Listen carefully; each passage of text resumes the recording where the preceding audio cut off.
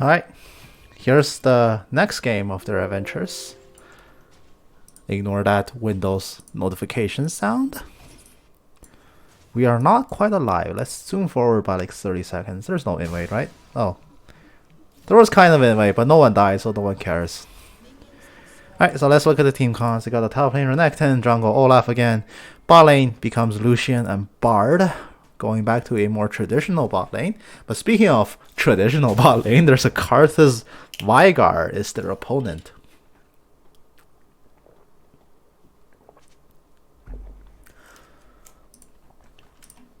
Very interesting choice.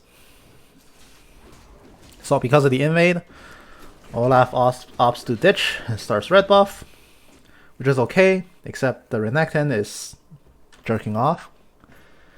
Garen actually pings missing on his lane. He doesn't actually know where Renekton is. Renekton realizes he's actually playing League of Legends. And Olaf gets way lower than he actually needs to be. Pops a potion.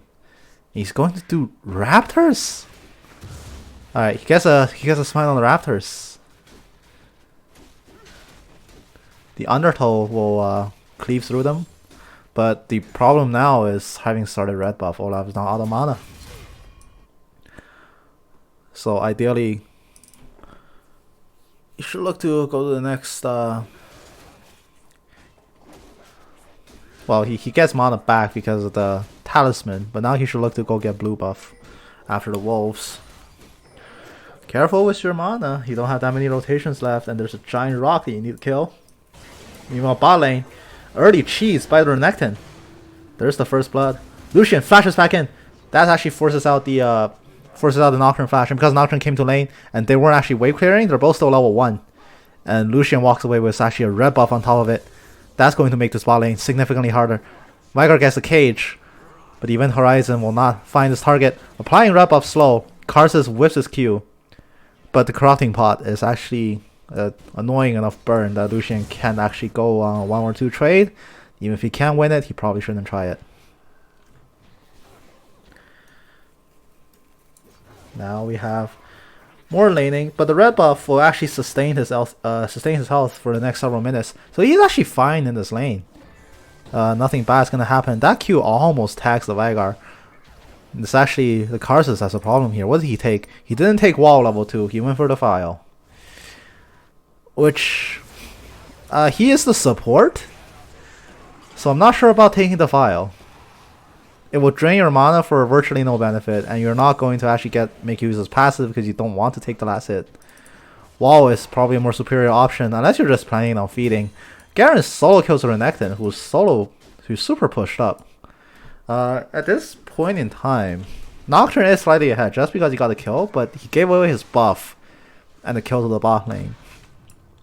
But that kill is actually gave him his jungle item. Whereas Olaf's still sitting on his talisman.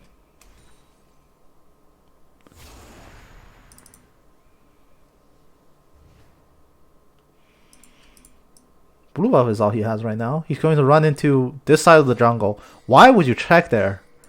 What brain deficient jungler will still leave that up? Alright, but he does spot some juicy raptors. Being very careful with his Q to not give away his position over the wall. And Talon pushes in Orianna. That's usually the bad news. Talon can start roaming when he's persistently pushing. Orianna needs to try to bite back, and bite back she does. As long as you the way to beat him here is to constantly deny his third hit. His passive is where most of his damage actually comes from. Taking a few rakes is not a big deal as long as he can't lunge at you with a Q and with an auto follow up. That's when you have lost the trade. For real. Talon's actually he actually has Monoflow banned, just so he could sustain more poke in his lane. But clearly Orianna has superior range than him, so she's actually winning the poke wars. Talon does try to roam pretty awkwardly. He uses his jump on that wall, gets absolutely nothing out of it, comes back and takes a chunk. His minions just aren't in the correct position that he can actually go roam, nor is it a good idea to go roam right now. But here comes the Karthus. He gets his wall. He's level 3. He's landing Qs. He's blind. He can't hit anything. As long as the Orianna keeps the Talon in check and just neutralizes laning power, then Talon is pretty much just useless. And here comes the Bard. Q misses his target. And now there is a massive minion wave coming down, just barely evading the event horizon, dodging the stun there. And now just comfortably sit in their tower and farm for a bit. There's actually a kill coming down on the Talon, shutting him down. So that is a very, very valuable kill. So following this, they can actually just start putting real pressure on mid. So now his Talon's really awkward to roam, especially with all his lanes actually pushed up now. So now when he comes back to lane, he's at a huge deficit already. Ori goes back for a second Doran's ring. So trying to kill Ori is going to be even harder given her expanded health pool and her superior mana regen to constantly keep a shield on her. The only lane that's kind of getting smacked right now is Renekton. Garen opts for the Sheen part of his build first.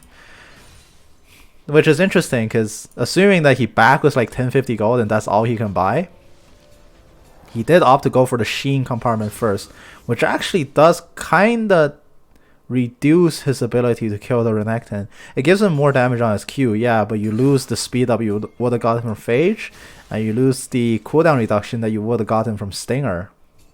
Both of which are probably more valuable than a single Sheen proc on Decisive Strike, for instance. The pink world will definitely see this, but red team's not in position to contest. Olaf is farming Krugs, which means that he can't possibly be here in time.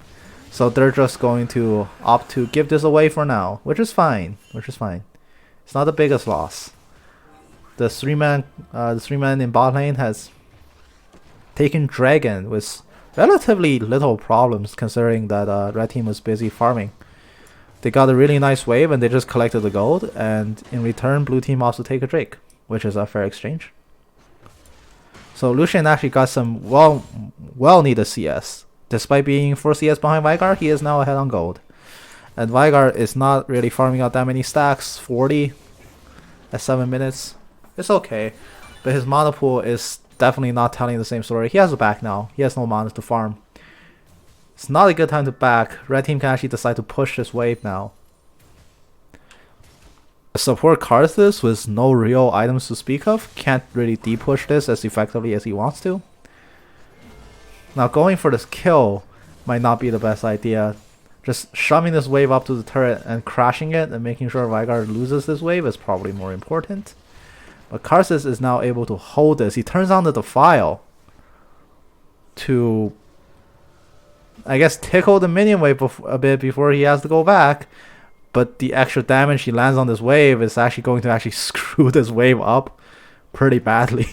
Especially when Veigar comes back, he's looking to Q it. This is not a freeze. You can try it, but that's not a freeze. Karthus probably should not have turned Defile on there. Meanwhile, top lane, we have another scuffle. See, the Sheen is doing a ton of bursts with his Q. But in the sustained fight, I mean, Renekton is behind on items, so it actually doesn't matter. But in theory, it shouldn't be this close. Renekton ults to negate the Garen ult. He stays alive for now.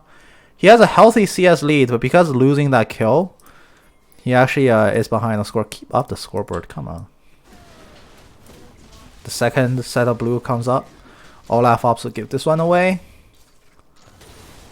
Alright, and Ori now has blue buff. Talon does his first roam of the game, and he goes to a place where clearly they have no interest in sticking around. Bot lane, there's a kill on the Karthus, and now there's a 4-man. Veigar throws a big chunk into Bard's face and kills him. Even Horizon gets popped. Shockwave takes the kill. The 3-man roam, the 3-man on bot lane is effective, losing the support. The jungler in mid does go down. So now, blue team is actually looking pretty good. They're weathering the laning phase pretty well, especially mid lane.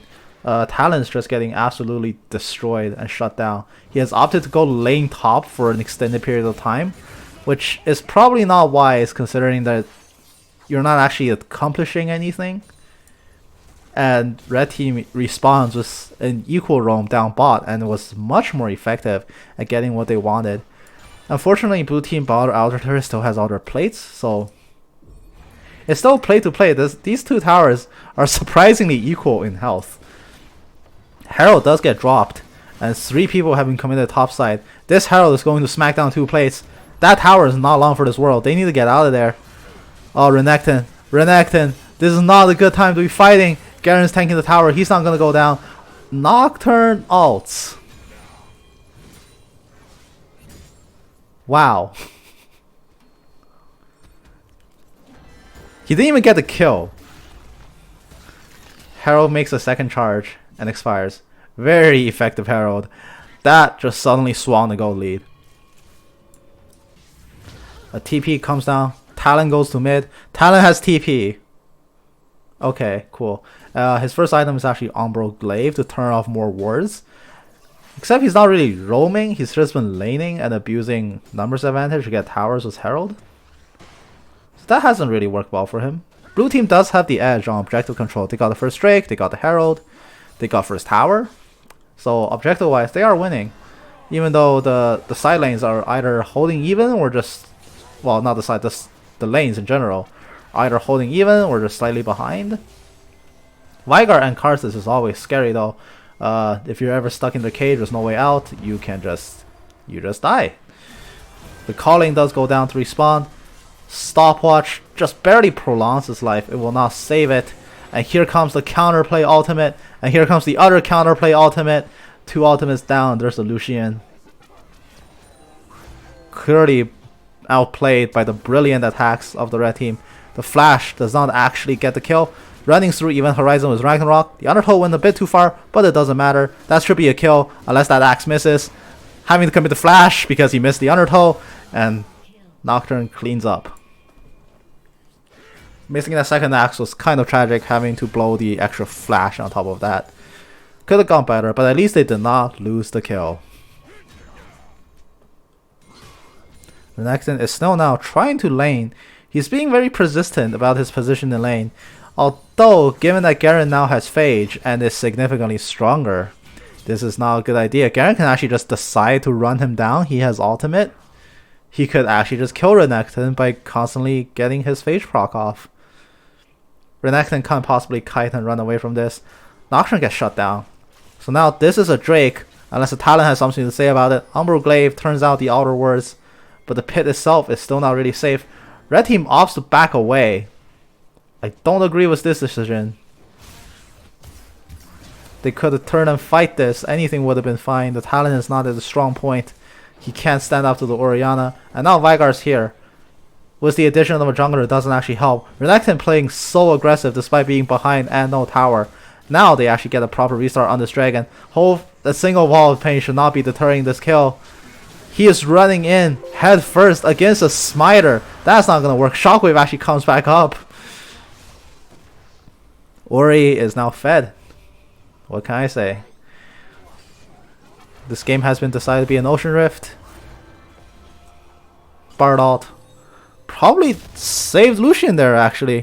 Did Veigar have ultimate? Yeah, he did. He probably just saved Lucian there. So how's the bot lane looking? Veigar still holds a CS lead, because they do have superior zoning in terms of CS. Oh, that's an interrupt. That's a dive! The Ignite will actually take the kill from the Bard, so that's a revenge kill. But that can't feel good for the Lucian. You're still being massacred by the amount of zone that the Event Horizon can put out. So now the other point of contention is that despite how ahead the Ori is, she hasn't been able to apply the same amount of lead to her lane pressure. She opted to go for Archangel Staff, not as immediately powerful as Luden's, but obviously has a greater payoff later on. But it also means it diminishes her ability to shove, because the Luden's splash actually contributes a fair amount of damage to how fast an Ori can clear a wave. Between QW and pulling the wall back, the rest of the damage is not being added by the Luden splash, you just have to add in with your autos. And when you do that, you actually push your lane slower than you want. And right now, it's probably in the Orianna's best interest to actually be pushing this lane. You want to kill that tower so you can open up the rest of the map. You can't count on blue team just consistently throwing their leads by picking weird 1v1s. He's recalling on a ward! Ooh. Garen flashes in, 40 execute. Karthus roams mid and gets the kill. it's really in their interest to crack this tower. Talon is very behind. He can't possibly fight Orianna. Orianna can just walk up and actually man fight the Talon and just be fine, because protect on her will actually mitigate a significant amount of Talon's damage, and you just win the trade from there. Committing Shockwave on the Karthus. Karthus runs away with a sliver of health. There's the Bard. He doesn't have flash, but he's walking up. Event Horizon goes down. Wildcard, Ori! That's not the correct position. He takes the extra Dark Matter, and up it just in time. The Primordial Burst takes the kill. Orianna positioning very, very badly and goes down. Completely her own fault. Karthus still lives on a shred of health. The last two living members are all grouping mid. One of them has almost no health. He shouldn't be staying. He just gets cleaned up by the Renekton. And now it's just Garen. Red team can force his push. Well, where are they? The range ran down bot lane to farm. This tower is still alive. And that push is not going to work out. Garen walks up and safely wave clears it. And the mid tower lives to tell the story of the great mid lane massacre. This tower is still hypercritical to take down. It will allow this Orianna to play much more openly, given how ahead she is in this game. Opening up the rest of the map from mid lane seems like the correct way to go about here.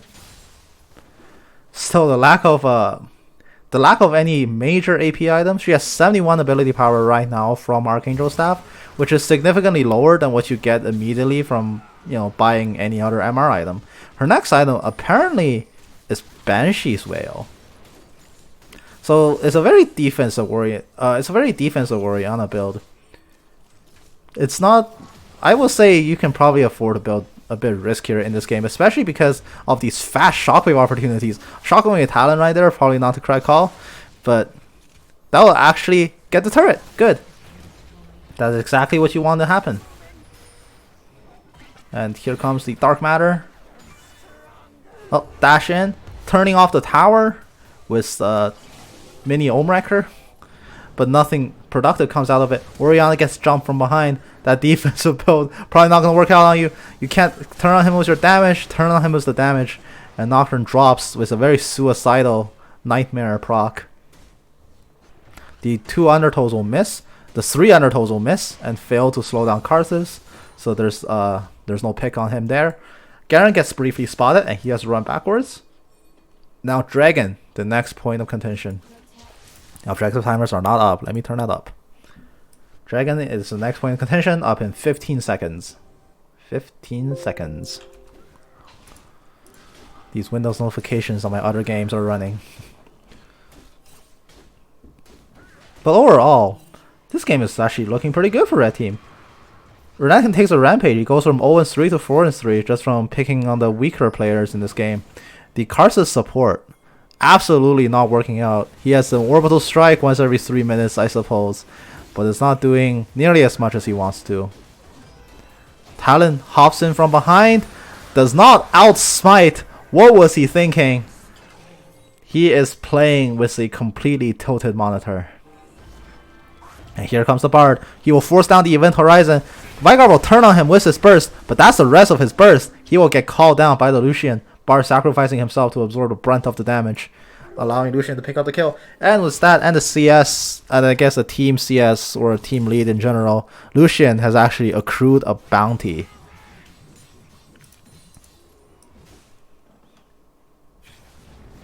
And here comes the Nightmare. Olaf very low on health. He cannot afford to fight this. He just gets picked off. Defile runs in after the Lucian, but this Karthus is not fed. He's landing solo Qs and is doing next to no damage. He's not even landing half of those solo Qs and is doing next to no damage. Lucian has no mana to fight this, which is very unfortunate. That would have been a double kill if his mana bar was just like a third higher than it was right there. But it is what it is. You can see like blue team has, 2 assassins, but both of these assassins are not as ahead as they'd like to be at this moment in time. Archangels has become Seraph's Embrace, and the Banshee's Wail is coming along very nicely. This Orianna build, she wants to be able to run through Veigar, I suppose. The Banshees the Banshees will allow her to go through Event Horizon. Banshees will allow her to tank some single target spells that are coming out. Tanking Requiem is another thing. But for most of these cases, I think you just build Zayas instead. All the gold leads she has, she's using it on not necessarily the highest damaging items you can get immediately. It does scale better. The Shockwave does whiff. And there's 4 people running down with no worry Shockwave, so they have to back off here. Nobody else on red team is in position to assist. Renekton steps into the Event Horizon. Garen doesn't do anything else. He just chooses to ult, and that's not gonna happen. Ori has no Shockwave. Oh, that's tragic. She pops her Seraph's. Oh, she popped her Seraph's Embrace a long time ago. She popped her. What gave her that shield? I don't even know. That can't just be a Protect Shield, right? It was way too fat to just be the Protect Shield. Here comes a Nocturne. Suicidal dive. That's a suicidal dive. It's never gonna work. Talon gets nailed against the wall by the Bard. Orianna's ball will save her along with the non-magic mantle. Her shield just barely was not able to save her from all that damage, but she barely took any health damage. The Karsus is far too behind. All he has is a Zhonya's, which is about the last item you want to build when you're 1-6 and now 1-7. What are you gonna do? It's like an extra 2 seconds to file when you're so behind. That is not the correct item to be dumping your gold into when you're not worth keeping alive. That is going to be a free Baron for red team. Actually, it's a very symmetrical red team. Everybody has 5 kills. This is the communism we're talking about. This is why they're red. Everybody has 5 kills. Which is good, because even the team members that were slightly behind in laning phase, like top and mid lane, top and bot, which bot was holding even for the most part, and top was just straight up behind. Even they have not caught up, so they're in the prime position to take this game now. It will take a horrible throw for them to happen, and except right now, blue team is doing all the throwing with all those solo dives that are happening. I feel like Nocturne just thinks that he does way more damage than he currently does, and after like 6 deaths, he still hasn't learned.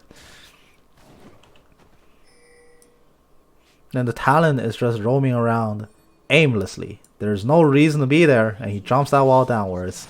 That is playing on autopilot, folks. He is no longer thinking with a brain. Alright, he cannot possibly fight the Renekton. He will ditch. He leaves the Karthus to die. That Zhonya is definitely serving you well, buddy. This Demolish will take down this turret, smashing through the backdoor bonus. It won't actually matter. How is Garen not spotted?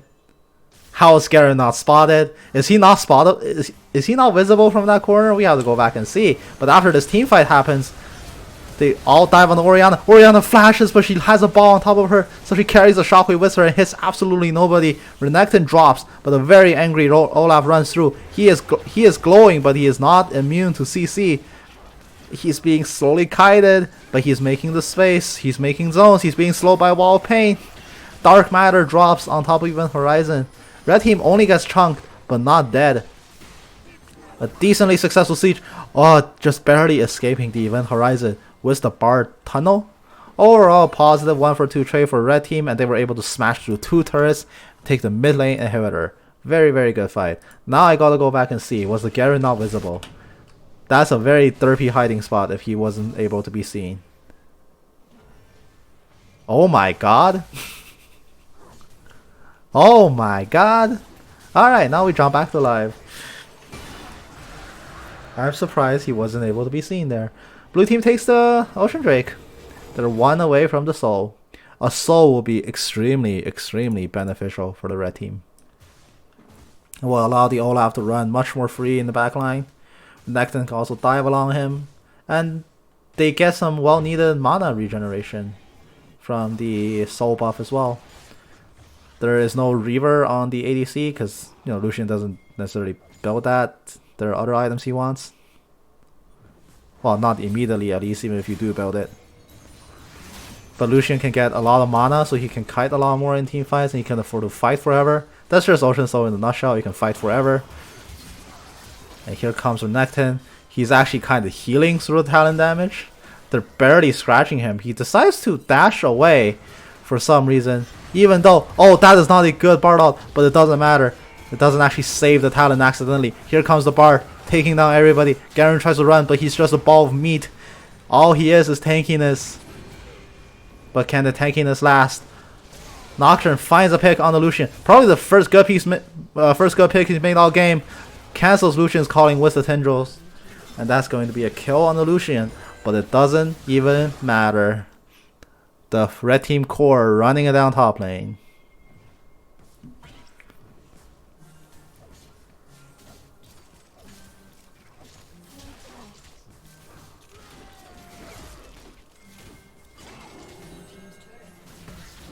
There's very little that, well, when Talon is this behind, and when your Karthus is this behind, there's very little you can do to actually team fight, flank, pick. Generally, most things you can. Like you're just banking on Event Horizon to be your only saving grace, because nobody else can save you. This Nocturne is a completely suicidal maniac. Sometimes finds a nut. Here comes Renekton, he's diving in. Just because he can. This map is well and truly red team's. It will not take brilliance from the blue team, but a monumental throw from the red for this game to go in the other direction. Orianna's actually settled down on her early game lead. She went from 4-1 to 5-1 and picked up a bunch more assists just by putting a ball on people. Her next item is in fact Zhonya's Hourglass, which just makes her more and more defensive. I suppose it's fine if you're the one being Dolvang all the time. But do people even care about the Ori at this point when they're just busy hitting other guys? Garen dives in on the backline. There are bigger threats right now. Veigar the least the Renekton, the least the Olaf. There is no frontline anymore. Ori runs away on the back of her tankiness. It doesn't actually matter. That was not a good fight. That corridor just completely destroys red team. Can't get through Event Horizon, Dark Matter can get multiple hits, and there's Garen spinning on your backline. So now all there is a Lucian. Probably right now the least fed member in all of red team. He runs in the Event Horizon. Very little can be done about that. Good fight for blue team, turning it around. But it's not enough. It is not enough. There are no objectives that are up in time to contest. By the time they run to Baron, red team will be up. There's a huge wave coming down their turret. It's an unfortunate team fight by red team, but they do not lose anything off of it. Maybe except a little bit of morale. But identifying why that team fight went bad means you'll never commit it again, and nothing bad will come out of it. That needs to happen for a few more times before red team can even start feeling like they're screwed. They just have so much map control at this point that the blue team cores aren't doing what they're supposed to do. They're winning off the back of Veigar. Veigar correctly lobs his ultimate and everything to kill off the front line, meaning that even underfed assassins can jump on the back and start to do some work. Even Horizon does delete Orianna in that last team fight, but now Orianna has Zayas completed. She is now completely safe. She should not ever die. If she ever dies again, it's going to be a national tragedy. Because how on earth will that even happen? Lucian going off into the side lanes. He's going to opt to solo clear. But now Baron Nashor is up. That's probably where most of the attention shall be diverted to. Drake does spawn in 20 seconds.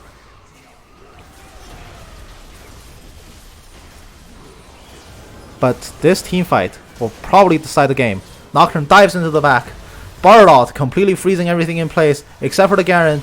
Olaf drops to the Garen ultimate, but the backline is falling. They can't possibly stay in this forever. Death's Dance DOT takes the Talon's life. He was not able to find enough lifesteal. That is a 3-for-1. 4-for-1. Never mind. Karthus did die. And now it's just Garen. Can he wave clear here? He is probably the second strongest member on blue team. But red team has no minions. And there are objectives to be taken. They do opt to go for the Baron buff first. And then swing around the Drake pit, I'm assuming, to pick up their soul. Blue team does ping on the way to Dragon. This is their only hope. They have to try to respawn by taking the soul down. They must deny the soul if they're going to have a chance for the rest of this game. Garen books it over there. A teleport comes down for the Talon. That's suicide.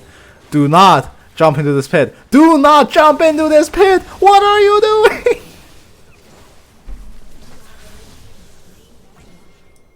You know, just excellent use of teleport, to be honest. Oh, here comes the Olaf. He's not popping anything. Righteous Glory actually was used. He wasn't in range to actually chase anyone down. Was not able to get there to save the soul. So blue team has to do the next fight without the soul, but it doesn't matter. They're still ahead. They still have Baron buff. They can just start a push. Denying the soul only gives them a slight chance at winning this next fight, but it doesn't make their odds. It doesn't make their odds pretty, but it gives them some odds. Renekton gets deleted again because he has basically no MR. What is Orianna doing? She is forced to Zion's on top of her. She flashes from her own redemption, was it? That was a red team redemption. Was it? No, it was not. Wait, was it? I can't tell. But here comes the Talon. He's going to jump in. He forgets he's 1-8. And meanwhile, Orianna is still getting chased down. Her mana pool is running dangerously low. She can't possibly stay for that much longer. Bardot will dissuade Garen from continuing the pursuit. And once again, Garen is the only person left alive. And this is a 1-for-3. They're ignoring the minions. They're running it down mid. They're getting the towers. Garen runs in from behind. It's not enough. It's not enough. He's hesitating. He can't go in. There's no way he can go in. He can't go in. He is not hitting the people. He can't hit that many people at once. And that's going to be the game. Orianna leaves the game.